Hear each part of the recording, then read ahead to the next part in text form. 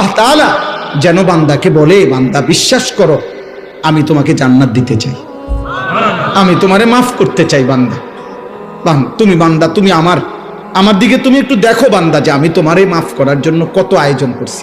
তোমারে মাফ করার জন্য আমি শবে বরাত এক রাত সাজাইছি, এক রাতে কোটি কোটি মাফ করি।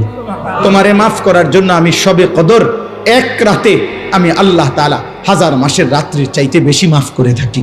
তোমারে আমি আল্লাহ মাফ করার জন্য এত বড় শ্রেষ্ঠতম রমজান মাস দিয়েছি, যার মিনিট মিনিট সেকেন্ড সেকেন্ড হীরা মণি মুক্তা মানিকের মতো আমি আল্লাহ সেজদা দিবা একটা, আমার ফেরেশতা লিখবে 70টা। আমি আল্লাহ রহমত দিয়া সাজাইছি, মাগফিরাত দিয়া সাজাইছি, জাহান্নাম থেকে নাজাত দিয়া সাজাইছি। আমি আল্লাহ বৃহস্পতিবার দিবাগত রাতে গুনাহ মাফ করে থাকি।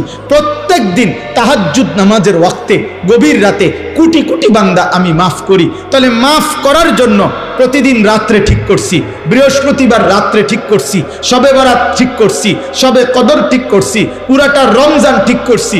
এছাড়াও বান্দা 90 বছরের গুনাহ নিয়েও যদি কেউ আসে, আমি আমার বন্ধুকে বলছি, বন্ধু যদি সে সত্যিকার তওবা করে আমি একসাথে মাফ করে দেব।